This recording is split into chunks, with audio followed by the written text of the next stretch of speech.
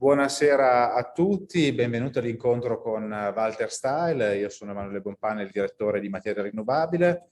Tonight's event is going to be in English, though, so for the ones who can't speak it, I advise you to read Walter Stahel's book. It's in Italian, it's available on Edizione Ambiente.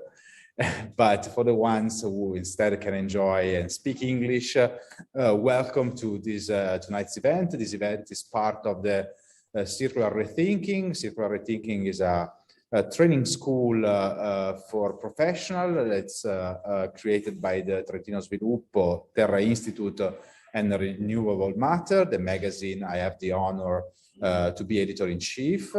And I will be the interviewer with Walter. Walter Stahel is already with us tonight. He is considered one of the fathers of the circular economy. He's one of my favorite thinkers and a very deep analyst of the circular economy. Was speaking about circular economy, let's say 40 years ago in the early 80s when the European production was slowly moving, actually not very slowly, it was moving quite rapidly towards the service industry, and Walter was one of the first thinkers to deeply reflect how these changes from productivity, material use towards services and product as a services could change the impact of our production system and the impact of our way of life. Tonight, Walter will present his vision of the circular economy. He will give a lot of ideas and a lot of examples. He will be sharing a PowerPoint. But first of all, I would like to give a round of applause to Walter and welcome him here to the school tonight. Thank you, Walter, for being with us. The floor is yours. Go ahead, first chat with us for a second, then you can share your presentation anytime. Thank you, Emanuele, very kind. Good evening to all. Buonasera a tutti. I will give you an overview of the circular economy because there is not one circular economy. There is a number of different ways to look at it and to profit from it and to learn from it. So let me share the screen.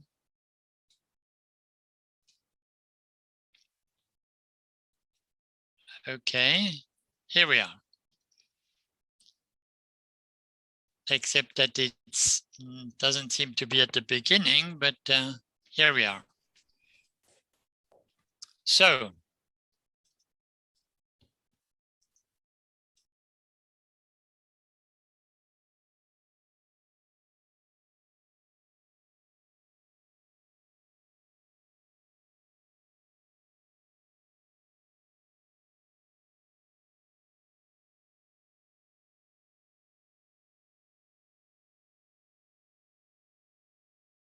what happened? Have you lost my sound?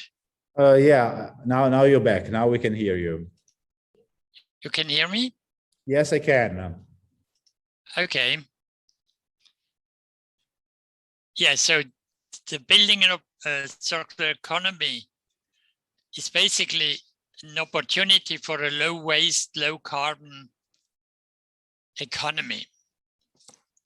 And I will show you how all these things are interlinked. A low waste society can be achieved by culture change, transfer to a circular industrial economy, and intelligent management to prevent waste and losses.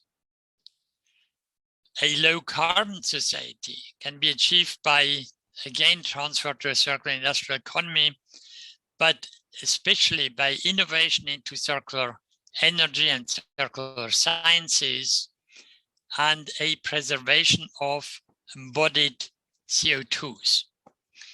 So I'll take you through 6 themes that are of different length, but that are, again, all interlinked. Sustainability comes from caring. It's a qualitative world but it's the other side of a coin from the circular economy, which is a physical world, with the objective of managing capitals. Just to remind you, the linear manufacturing economy that we mostly live today stops at the point of sale. And all the publicity is focused on the point of sale to convince you to buy new, bigger, better, faster, safer, greener products that are basically doing the same function as the one you have. The circular industrial economy consists of an area of R, which is local, which is reuse, remanufacture, and an area of D, which is recovering atoms and molecules that go back into base materials. The performance economy, which is the other main topic, is selling the use or the function of objects, and in the area of D, selling molecules as a service. The circular economy, the objective is to maintain quantity and quality of stocks. I cannot see all the screen, but I think you probably can. So the circular economy is about stocks. The industrial economy is about flows. And there are different stocks of different quality or availability, there are local differences. But the origins of circularity are in nature, circularity by evolution, in infrastructure such as this Roman aqueduct in France, and in good husbandry, in reusing things as long as they can serve. Takeaways from this is sustainability comes from people caring for assets and belongings. And there is no waste in nature. All waste is man-made. We can therefore redefine waste as manufactured objects without a positive value and without a liable owner in policy making. But at the moment, we don't do it this way. We define it in a material way. But there are two special resources, water and human capital, labor. Water, because there is no substitute for it. And labor, because it's a renewable resource and the only one with a qualitative edge. So we can greatly improve it, but we can also neglect it and then it will degrade.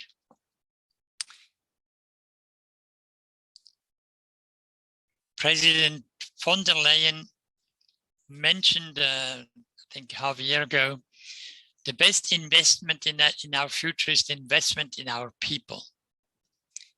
But are we putting our money where we put our mouth? Some people may need reskilling and upskilling, and take away for economists, labor should be regarded as the basis for qualitative economic growth, not as the result of economic growth based on higher consumption of materials. That means rethinking economics. The circular economy, circular society is cultural, which means it differs between regions. Japan has very different traditional ways of looking at circularity, such as this golden joinery. It's a golden glue, which gives a repaired product more value. It makes it unique and even more beautiful than a thing that was not broken. Local user sufficiency through reduce, reuse, refill is based on one hand on understanding the underlying issues of science and tradition that obviously vary greatly. On the other side, on the refill packaging, plowing at night, accessibility, you can read all this better than I can do. But it's also sufficiency is also based on different view of looking at things. And OECD, sorry, I'm trying to get, okay, now I can better see the whole thing. OECD has reported in a risk management study that buying used children's clothing for infants is the best protection against allergy. So we always think that new is better, but in textiles, for example, especially for children, infants, used may actually be of a higher quality. Walter, sorry, would you mind putting the full screen, because here we can't really see. Ah, sorry. Apologies. I didn't know this was all linked. Okay. Sorry for that.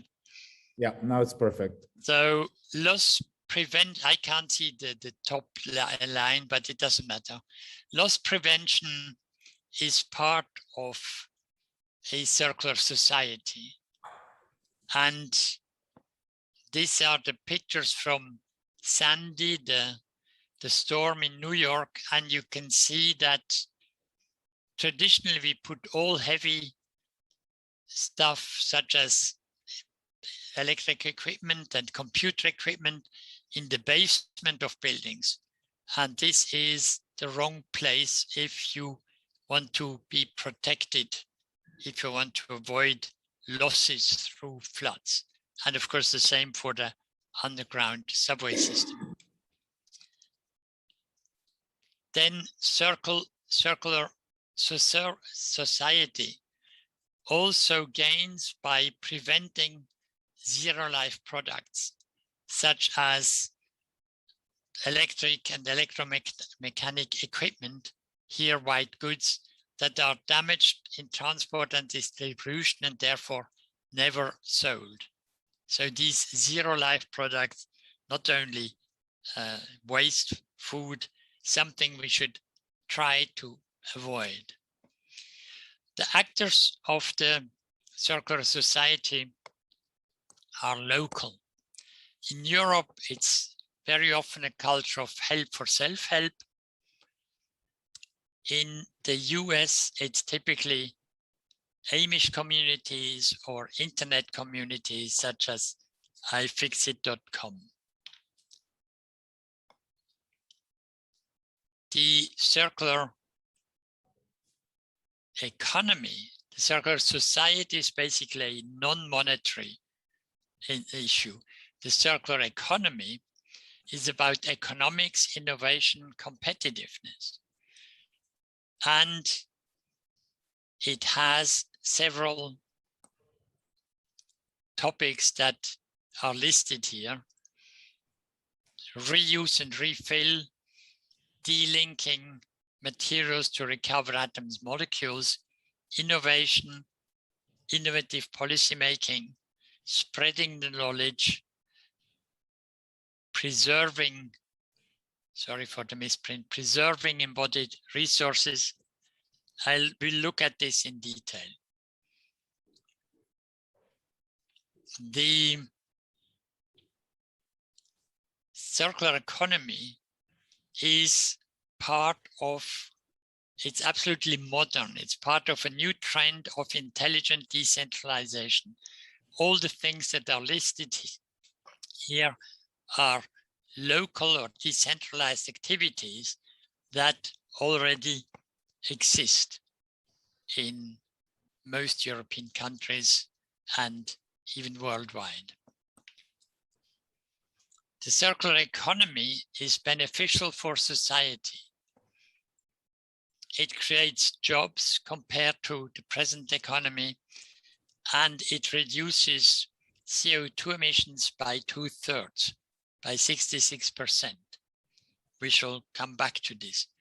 And it also has a positive impact on trade balance. So back to the circular economy and performance economy, they both are focused on stock of goods, the quality and quantity of stocks, such as the water in the bathtub. So we are less looking at the inflow, which is the linear industrial economy, and the outflow, which is waste management. And a view of a mature circular economy, circular industrial economy in 2030 shows you two major areas of opportunities. The area of R, which is circular user economy, and the area of D, which is delinking materials and production to reuse and obviously produce innovative new goods and components. So the area of R maintains the value and utility of objects. Reuse, repair, refill, remanufacture. It's done by local SMEs. It's omnipresent, local, mostly silent and invisible. So you can't see it if you don't know it's there. It offers labor and skill-intensive services and the opportunity to re-industrialize regions. The banknotes are a typical example for circular economy. You probably never had a new banknote. It's the most reused objects, despite the fact that they are dirty, contaminated with bacteria, old-fashioned design, but they are guaranteed by national banks or European Central Bank. So the circular economy is based on use, value, and trust. The circular economy is not what you see here. So it's not loud, it's not visible, it's not global. What we always see around us is the noisy and highly visible industrial economy, also in publicity. Innovation in the area of R means the smallest loop. So I call it also the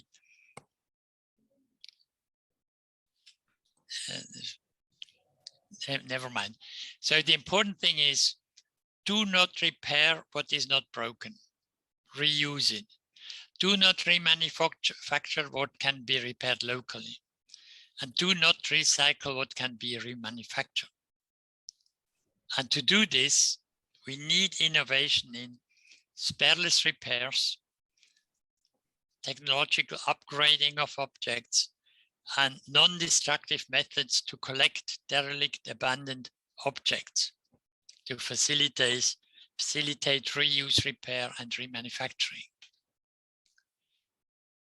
The owner users are the key actors in the area of R of the circular economy of objects.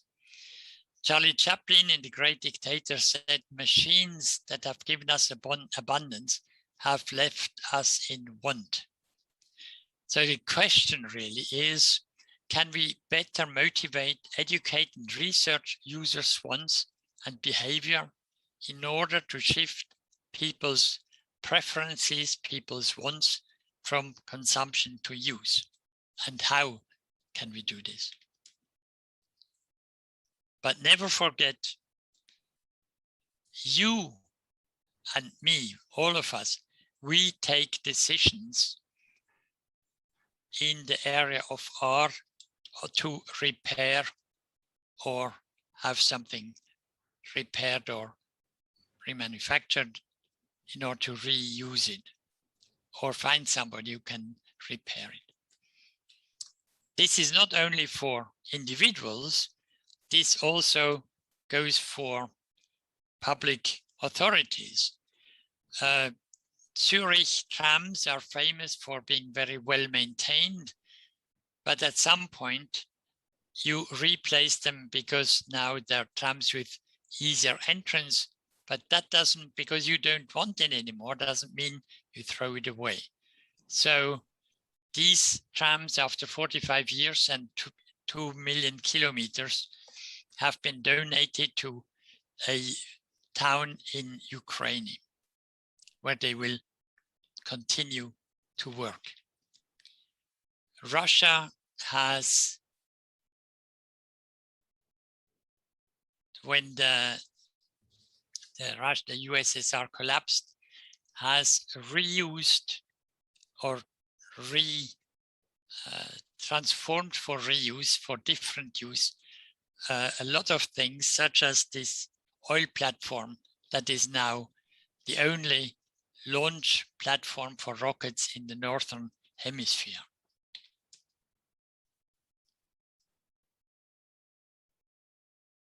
The role of, I can't read the top, the role of industry and finance, I suppose.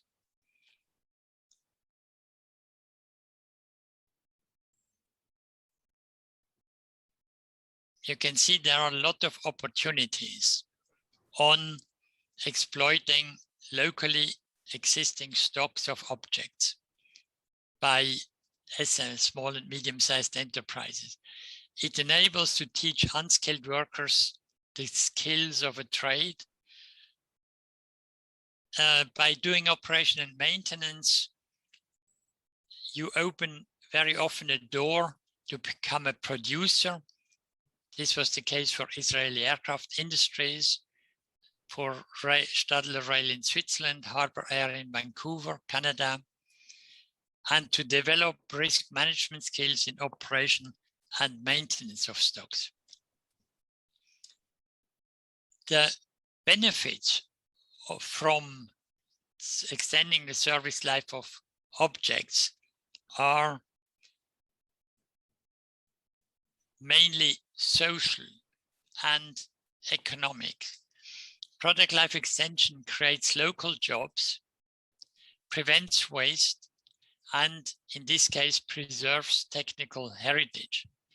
You can see that after 30 years, the money, half the money spent on running a car goes into local labor, into local workshops for servicing and repair.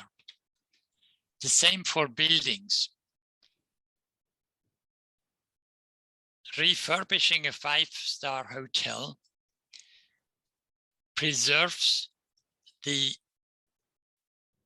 75% of the embodied CO2 in the building, the gray energy and the water, but needs 75% of the original labor input. So refurbishment or reconditioning for buildings substitutes manpower for energy.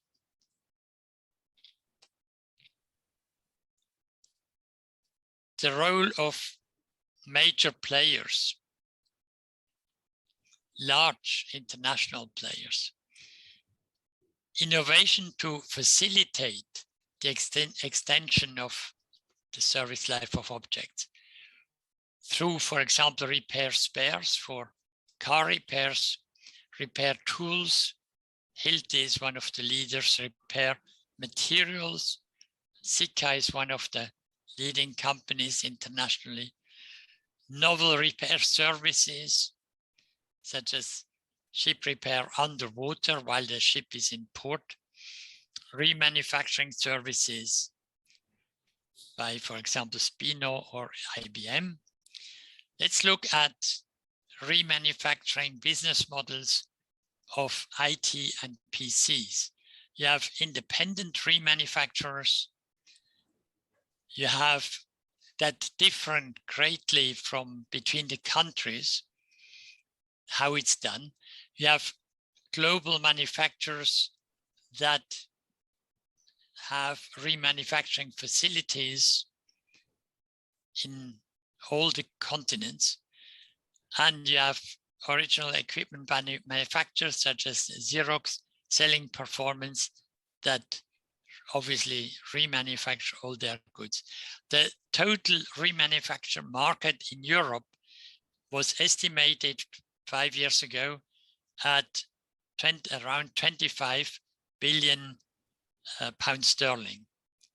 So that's American billion, so 25 milliard of euros. And the same analysis has shown that the major markets of this remanufacturing activity is in aerospace, automotive components, electric and electromechanical equipment, heavy duty and off-road vehicles or equipment. Some other areas such as furniture and textiles are rapidly developing.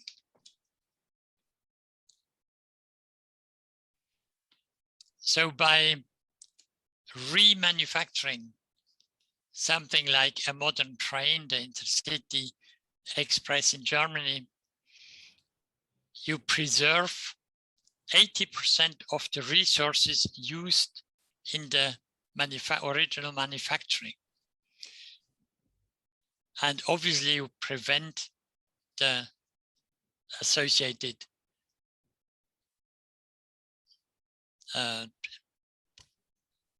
impairment on the environment. And at the same time, you save 87% of the costs. Remanufacturing a high-speed train costs 1/8 of manufacturing or of buying a new train. Same for repairing a pair of jeans. You preserve 11 tons of embodied water that were used in growing the cotton and in manufacturing textile. You can do it yourself or can be done by a local craftsman. But remanufacturing is also done. You have seen it's #1 in the aeroplane and space industry. NASA uses a lot of remanufactured planes from 1945 for special trips. These are planes that are equipped to survey in the North Pole area, because you don't need high-speed trains, but you need planes. You need planes that can fly at low level and lower speed. Rail grinding for manufacturing of railway rails needs innovation in equipment, processes, and in the grinding stones that you use. The result is that you get a quality that is better than a new rail. The dimensional tolerance is a 1/10 of a new rail, or is 10 times better than a new rail. And it only costs half of a new rail. So this is typical for remanufacturing, but you never read these figures because it's it's only of use or importance to insiders. Remanufacturing, technological upgrading brings innovation quickly to market. This is a bike that was transformed into an e-bike using latest technology. Technological upgrading of existing objects is fast and cheap. The world's first commercial all-electric plane is a remanufactured and converted seaplane owned by Harbour Air, and the work was done by Harbour Air in Vancouver.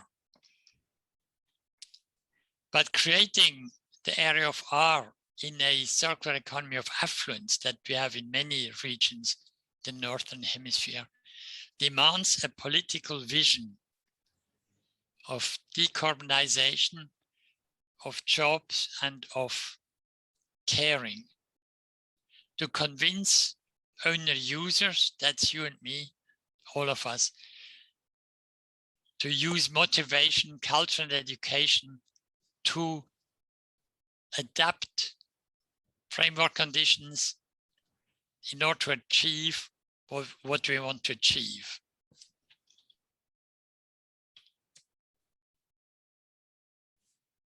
The role of policymakers is vital, but only the People's Republic of China is exploiting it to the full.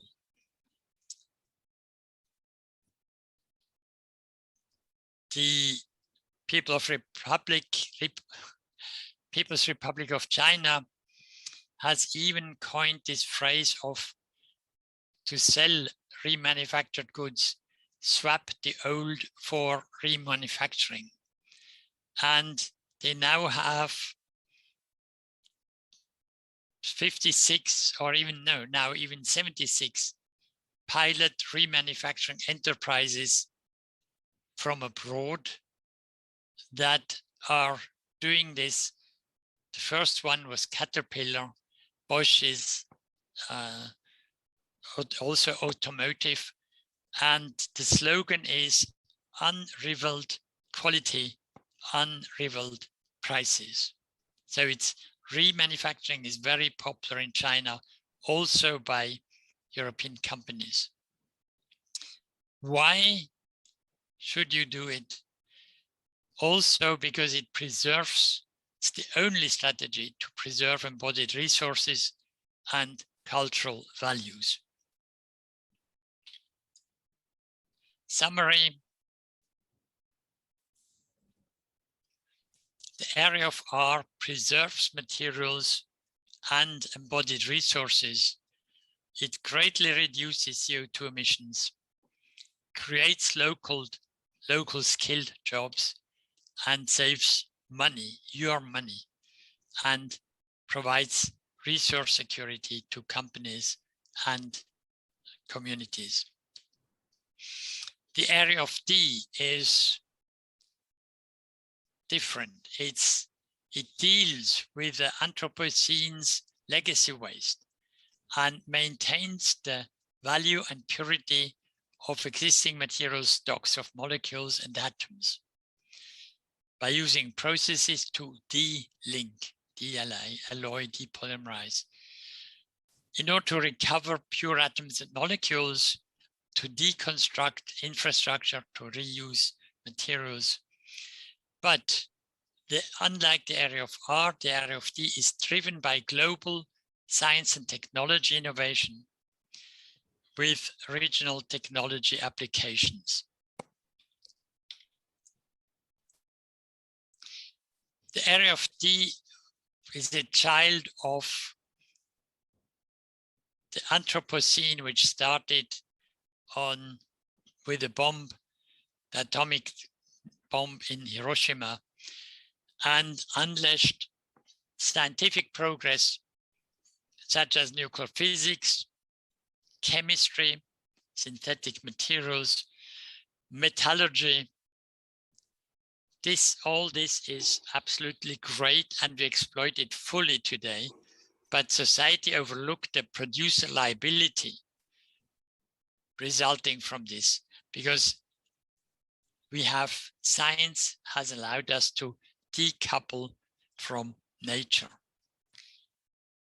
So this is the way, in some cases, that what we do with end-of-life products. But this is not the circular industrial economy. This is the last phase of the linear industrial economy.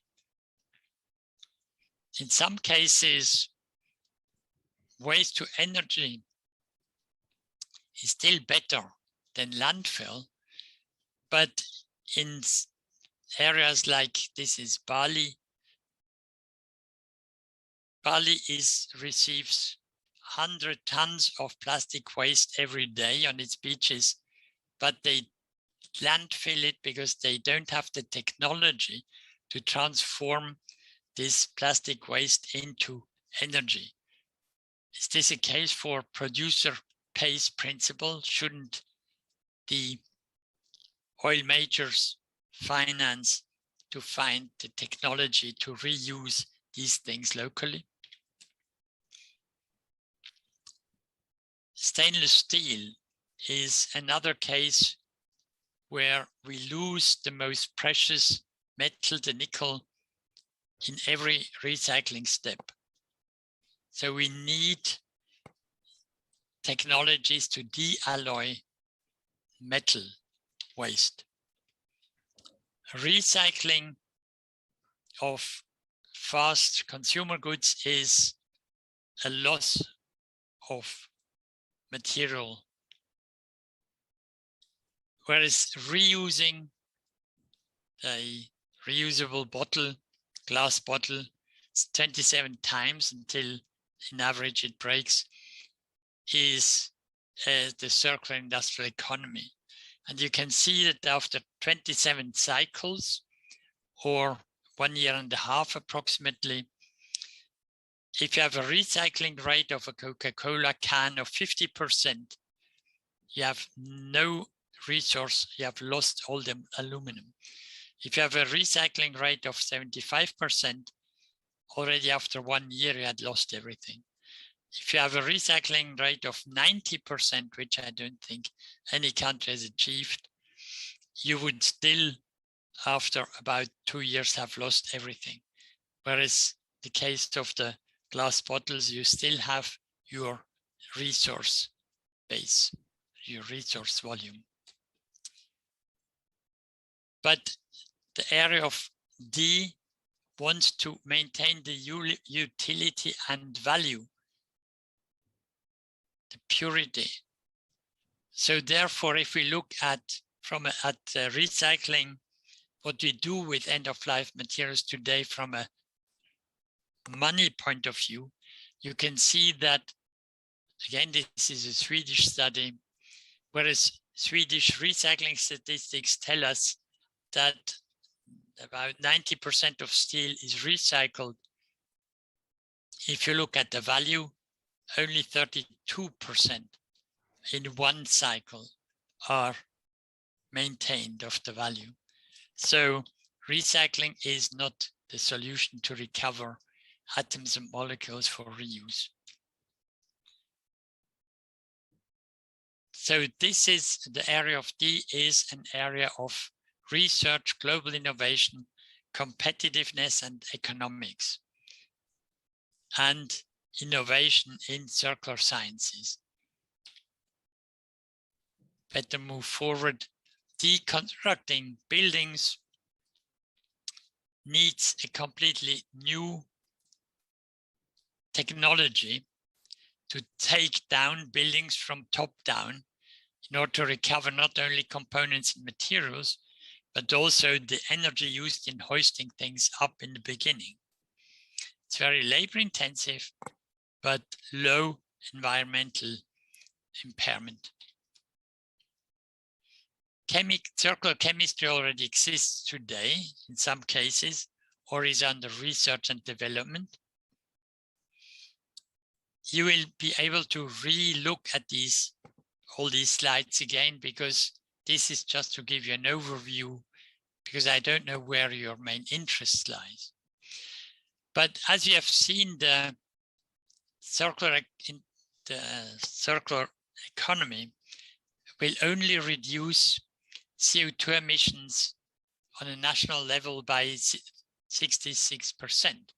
So innovation has to fill the gap of the remaining 33 or 34% if we want to reach a net zero carbon society. And the way to do this is improving material efficiency, restrain anthropogenic mass, create missing exchange markets for used components, component standardization in production, which enables easy reuse, and reindustrialization of regions to cut down transport. Policymakers, you will see that certain things come up again and again. A redefinition of waste will give policymakers the opportunity to give objects a value or make the producer liable for synthetic objects with synthetic materials. The second watershed, the first one was the Anthropocene and science. Second watershed is that man has now become a bigger producer of mass than nature.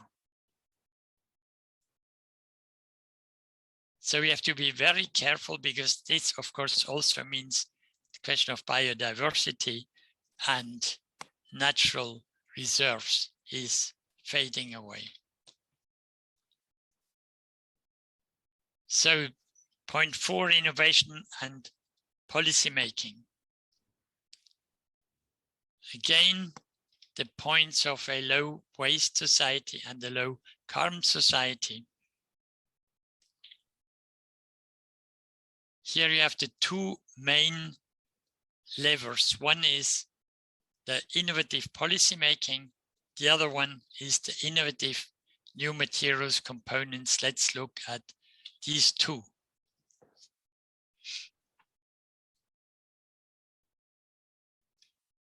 First of all, we need an industrial and political vision of what we want. Decarbonization, local jobs, reindustrialization, to create a circular industrial economy of affluence.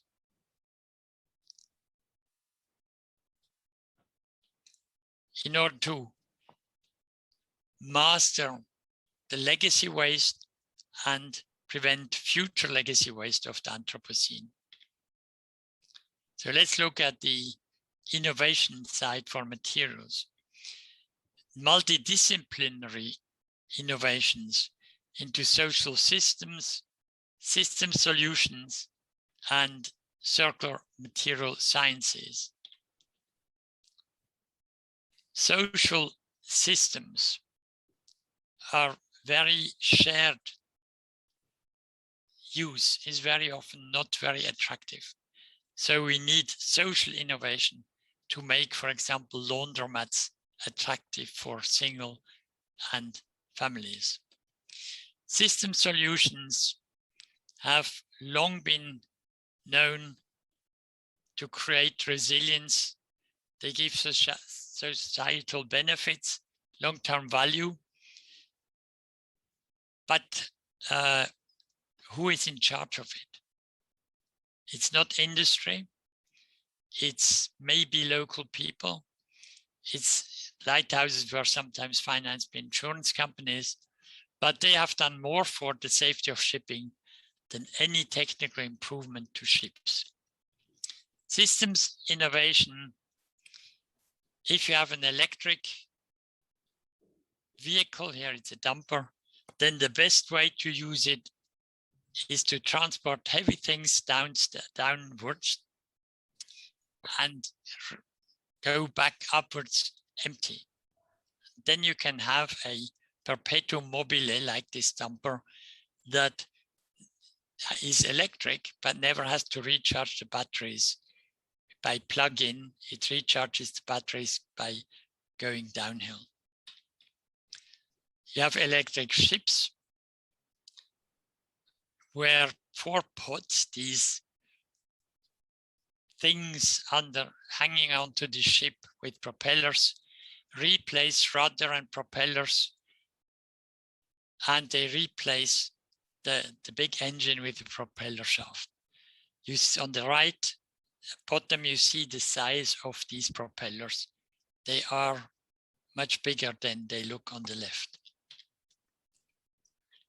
But the need for innovation into circular sciences must focus first on green net zero carbon energy,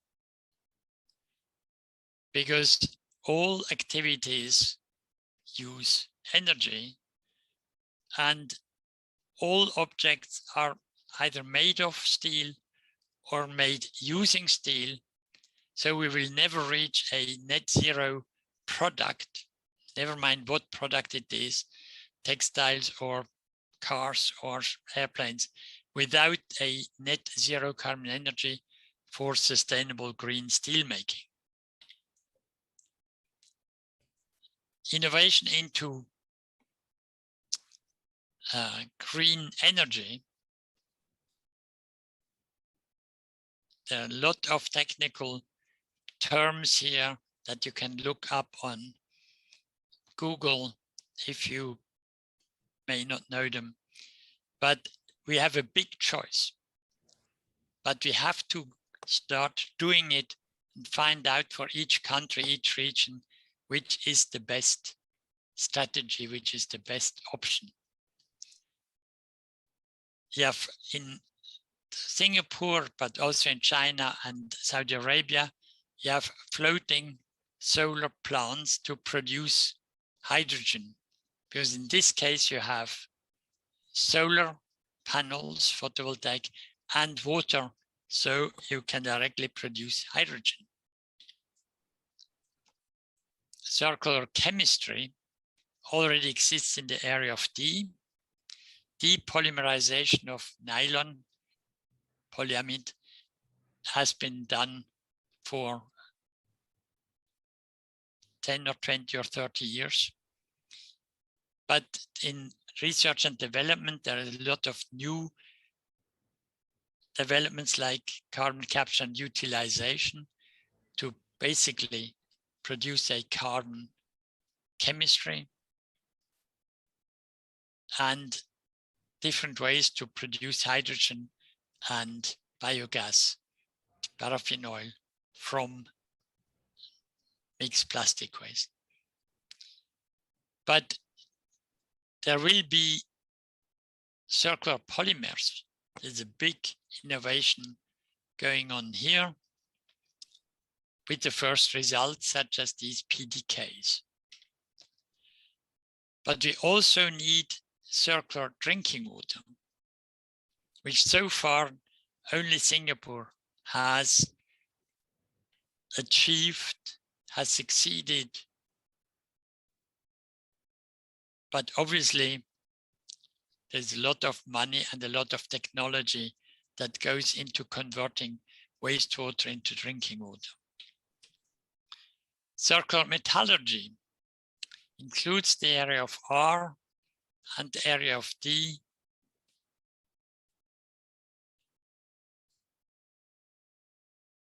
And even if you look at the last point, iron powder as a new circular fuel, CO2-free, reusable, safe, compact, easy to transport. This is already used by a Dutch brewery, but hardly anybody thought about iron powder as a circular fuel before. So we need think the unthinkable. break out of the way you are trained to think. Innovation into circular chemistry. Again, many suggestions, many opportunities. Ceramics and composite materials. Porcelain can easily be recovered by grinding and reused. Composite powders that have been developed can be reused forever, so therefore the manufacturer doesn't want to sell it, he wants to lease it. So here, technological, scientific innovation that must go with commercial innovation. Use materials, natural materials, to stay within nature circularity. Now, just to remind you, circular economy can help us to reduce CO2 emissions by 66%. But to improve, to fill the gap and get the other 33%, we need innovative materials and innovative policy making. So innovative policy making, basically policy or municipalities, the state should not feel responsible for waste, but delegate the problem back to the producer. Spreading the knowledge of circular economy, it is available, but it is very badly known. And adapting the legal frameworks to promote or to suit the sustainable circular economy. Many of these things are under consideration, but changing a framework, a legal framework, is even sometimes more difficult than changing a corporate strategy. But policymakers or nation states are investing billions into how to do it. For example, the European Union Horizon Europe program or the UK government's UCRI NICER program.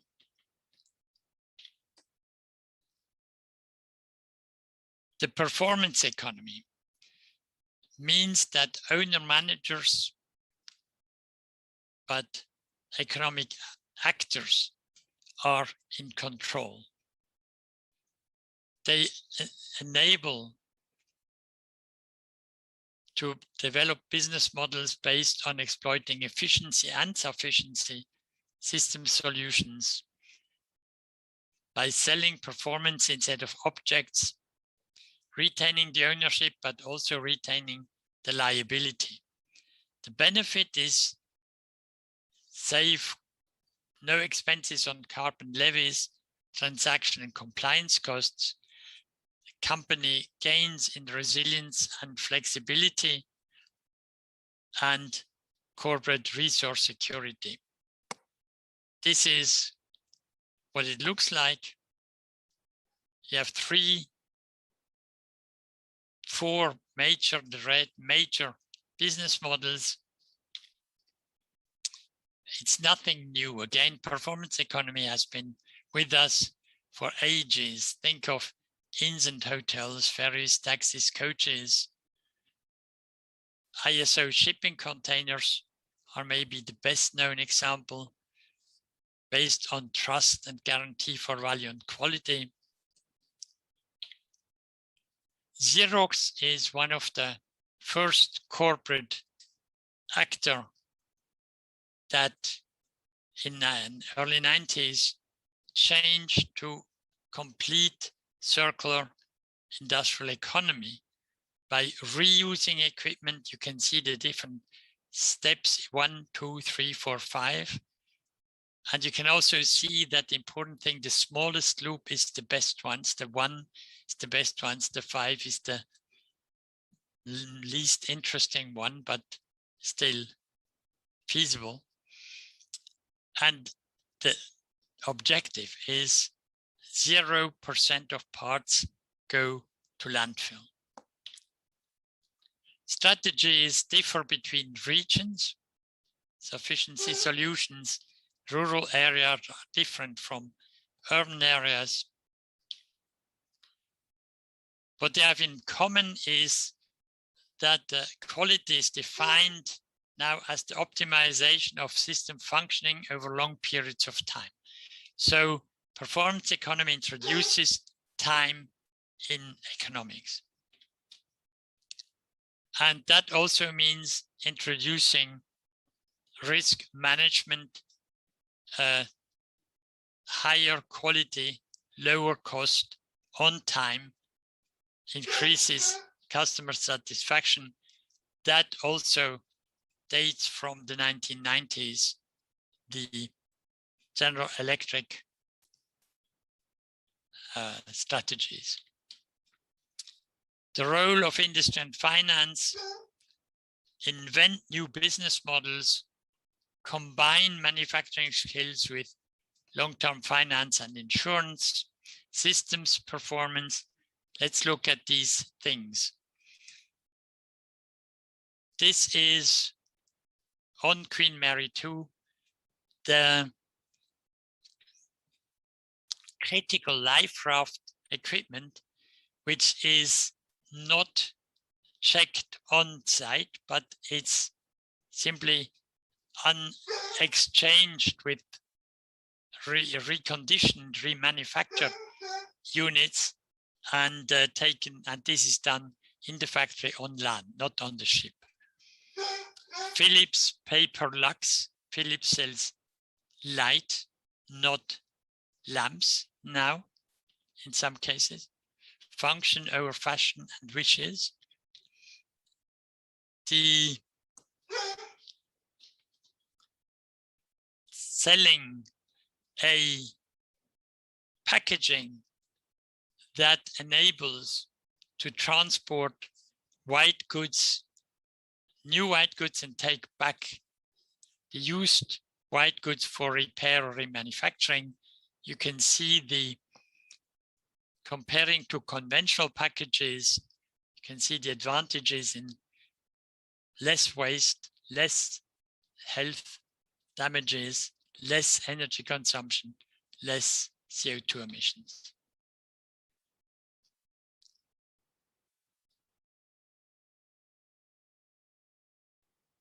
Molecules as a service. There's again a lot of opportunities that, if you are in this business, are of interest if you want to change towards a sustainable business strategy. In the performance economy, I can't read the top, but the benefits for the owners of the objects, basically today's objects are resources of tomorrow, available locally at last year's resource prices.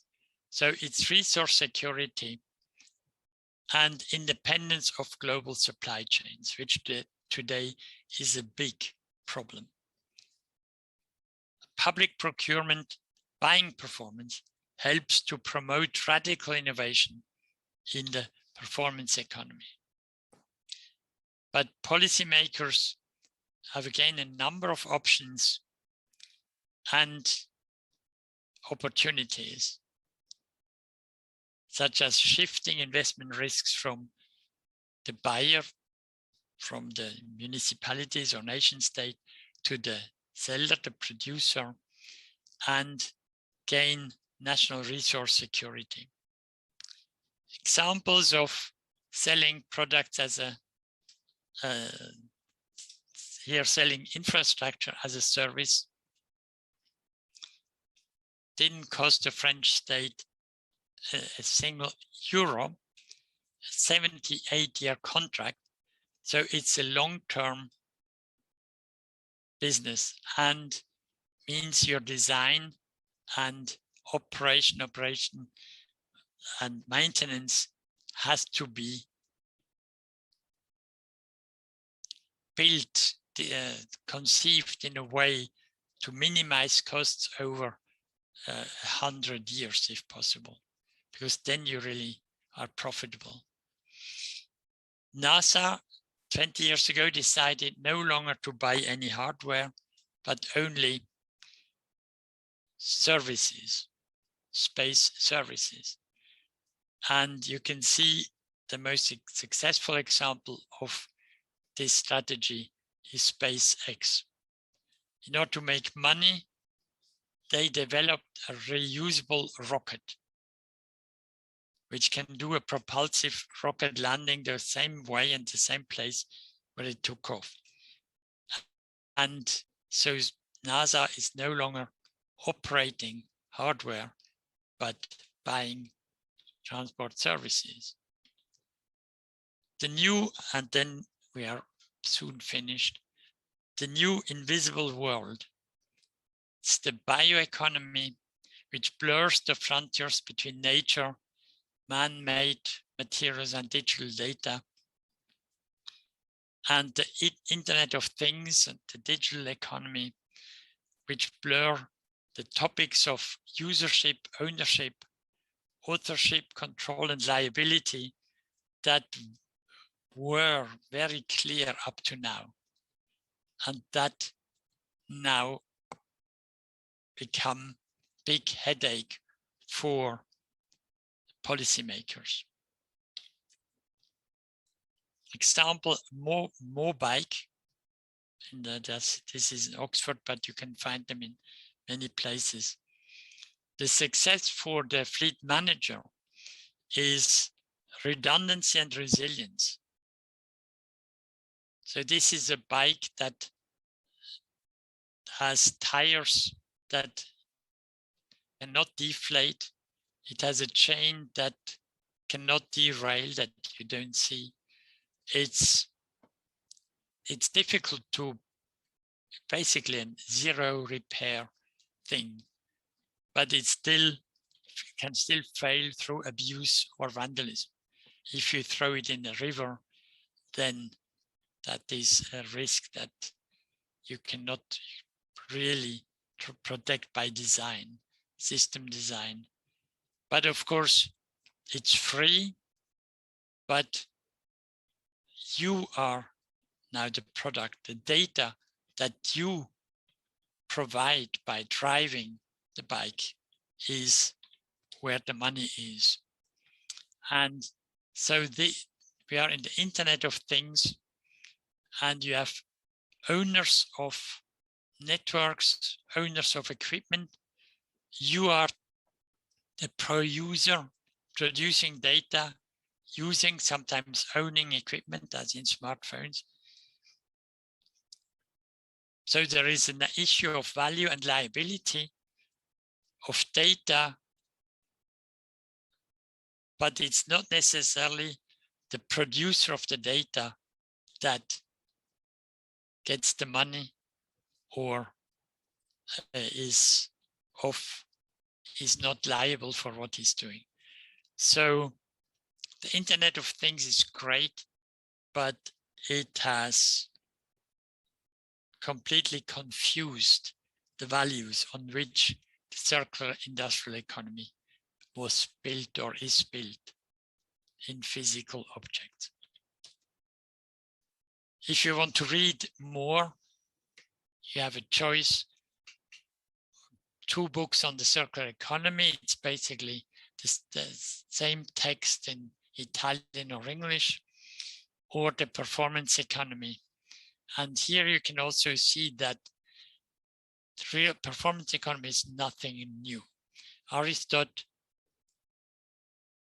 coined this principle that real wealth is based on use, not ownership. As a summary of a mature circular industrial economy, these are all the points I tried to show you. Now you have to pick which ones are the ones that you can benefit from, that you can exploit, or that you want to study further. Thank you very much for listening.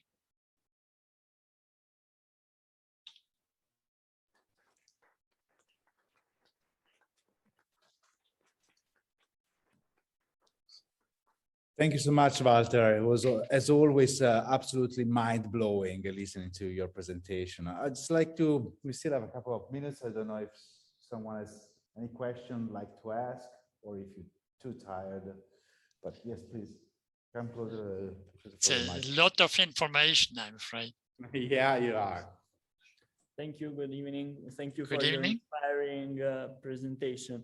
I would like to ask you a quite political question, we can say.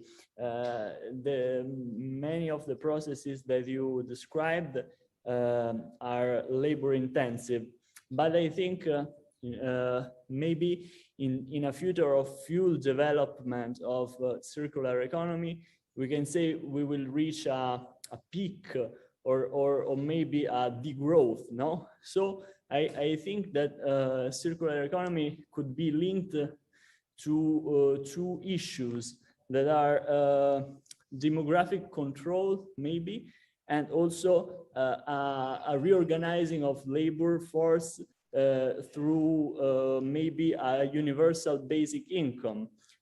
Can you give us an opinion about that?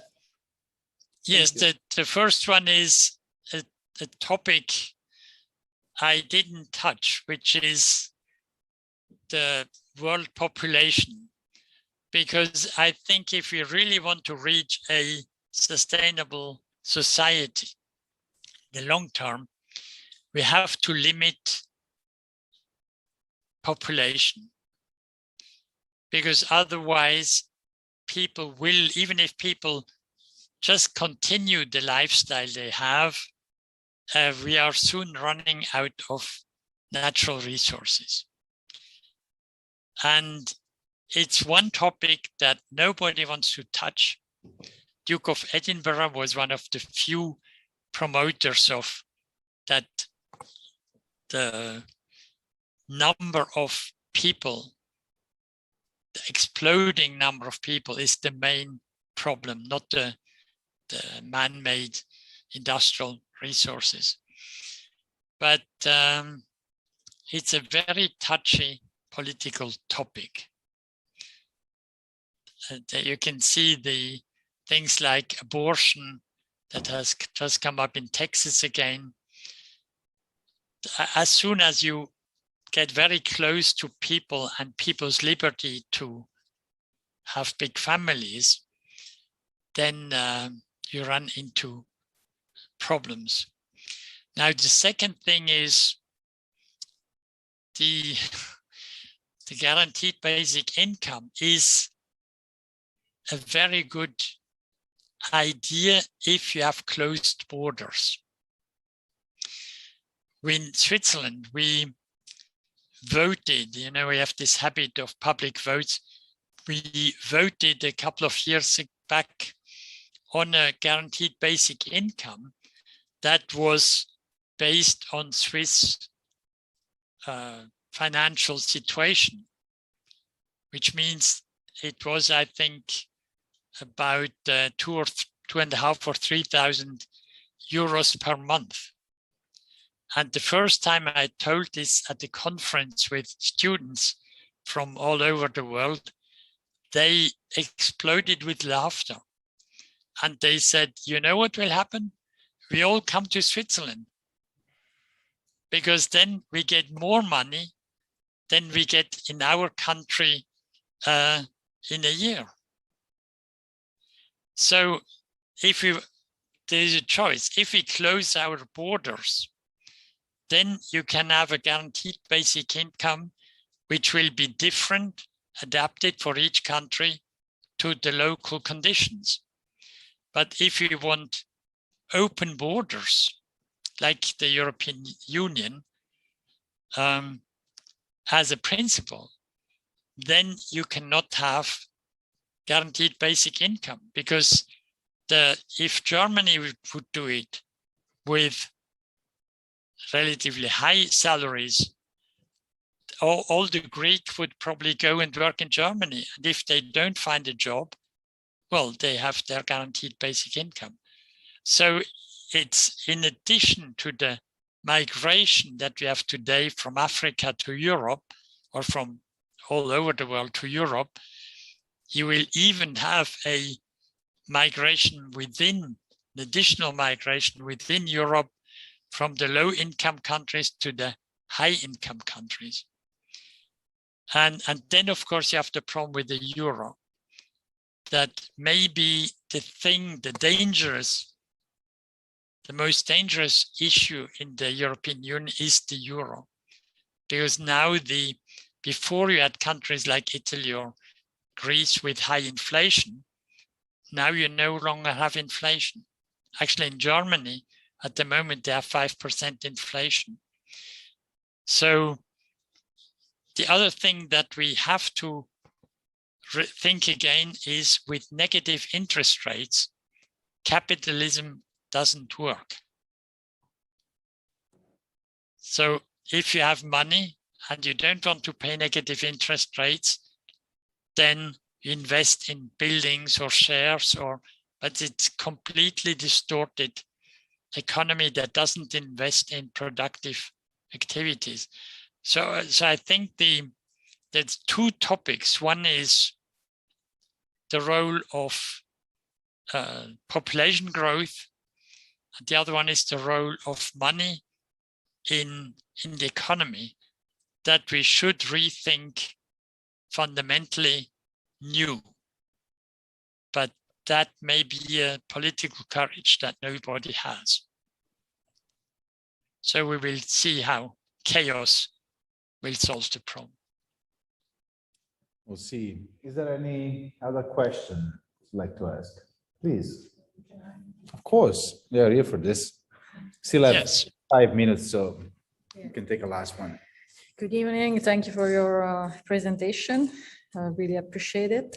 Thank you. I would like to ask you a much more oriented, operational oriented question, like more an advice and a recommendation. What we face today is a kind of a challenge in the changing in mindset, especially in companies. I'll give you an example. There are many people that, maybe not so many, that they really want to embrace the values of sustainability of circular economy.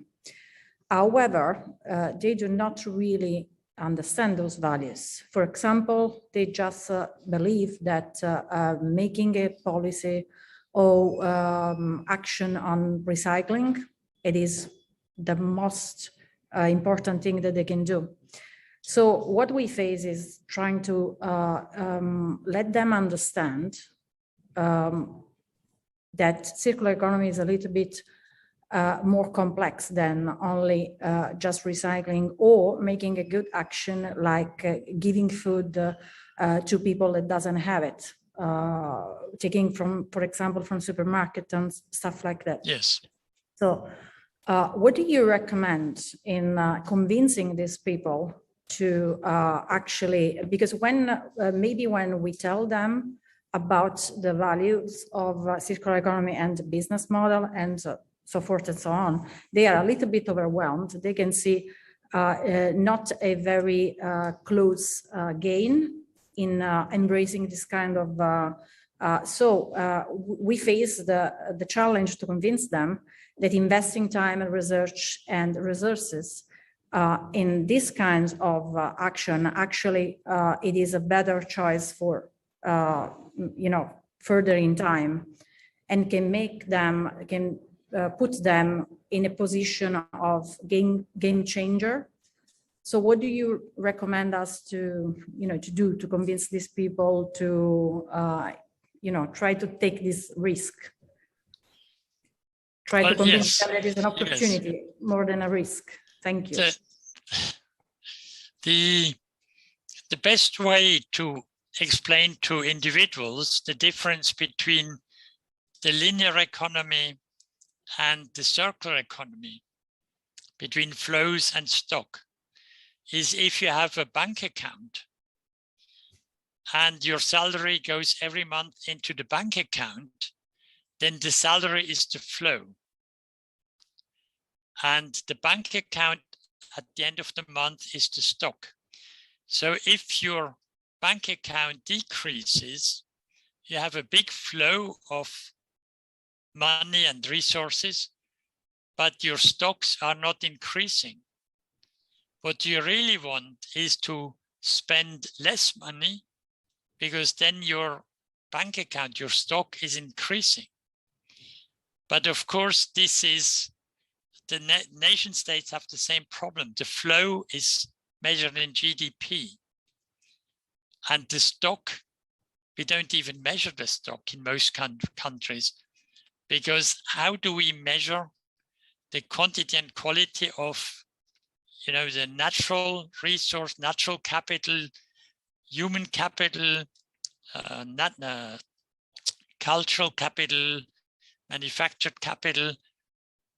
So we first have to develop tools to measure the stock, because at the moment we only measure flows. But it's the same for individuals. Patagonia is one example of company producing long life outdoor wear. There are others that even give a lifelong warranty. Patagonia has mobile workshops that go around to ski resorts or summer sport events, and they will repair free of charge any clothing, sports clothing that people bring. So you can say this is crazy, but this is the circular economy. You take care of the stock you have. Whereas the traditional issue is you try to convince people to throw away something and buy the new one, because otherwise the company doesn't prosper. So we need to rethink on a corporate level, and that can be done by convincing economic actors that by switching to the performance economy, they can even make more money than by selling goods. But the typical throughput economy, which is food, water, textiles, energy, it's more difficult for policymakers. The problem with this flow economy, industrial economy, especially of food and energy and water, if people consume less, then you get surplus stuff. In the case of food, you get surplus food that you have to throw away. In the case of energy, the money you get for selling less kilowatt hours in electricity, but the investments, the cost of your capital infrastructure is the same. So the electricity price goes up, and then people will consume even less electricity. So the electricity price goes up. So the government always trends to make things cheaper, because then people consume more and it's easier to depreciate the capital investments in infrastructure of petrol pumps and pipelines and electricity grid. So the best way for consumers, the best way I try to convince people is buy good quality clothing or shoes, And if you don't have enough money for new ones, then go to a second-hand shop and buy high quality second-hand goods. They will last again 10 years. But then, of course, you have to invent new fashion, because then you cannot show off with a different suit or a different dress at every party. So then you have to develop things with foulard, what you call things that you put around your neck, or wigs, or you have to develop another way of showing that you care about fashion, because the basic stock of clothes will be always the same. So it's a different, you have to be much more innovative to personalize your appearance. And with food, be more specific again by regional, seasonable food. But then somebody who is in Africa or South America will suffer if you don't buy avocados that now come a lot from Peru of the season, of the European season. Then the producers of avocado in Peru will suffer economically. So the big problem is, how do we break out of this global industrialized economy and come back to a more regional or local economy of, at least for the basic things such as food and energy, goods. Repairing cars, for example, is an easy way to produce local goods rather than buy new goods from Japan or Asia. But as we have seen with computer chips this summer, in Europe, we even no longer have the capacity to make our own computer chips. And so if China or Taiwan produces less than we need, they will first look after themselves. And then we have to close factories, car factories, because we have missing computer chips. Or otherwise, go to a different technology that is less sophisticated, easier to repair, depend on global components. So there are different strategies, but they're different according to products, countries, and the corporate and political will to do something, to change something. Thank you, Walter. I think we are running out of, we are running out of time, and we have to close these offices. I want to really thank you so much for being with us this evening. Thank you, really. Thank you. Thank you for listening. I really hope next time to have you here in presence will be beautiful to have you in Italy. So let's finger crossed that we get out of the situation and make sure that we can travel safely and easily to Italy. Yes, and I can see that you're still wearing face masks. Yes, of course. In closed rooms. Yes, so do we. Unless you keep distance like I'm doing right now. So yeah. Yes, so yeah, let's keep our fingers crossed that we go through winter without another lockdown. Yeah. All the best. Thank you, Aldo. Enjoy your weekend. Ciao. Thank you. Bye-bye.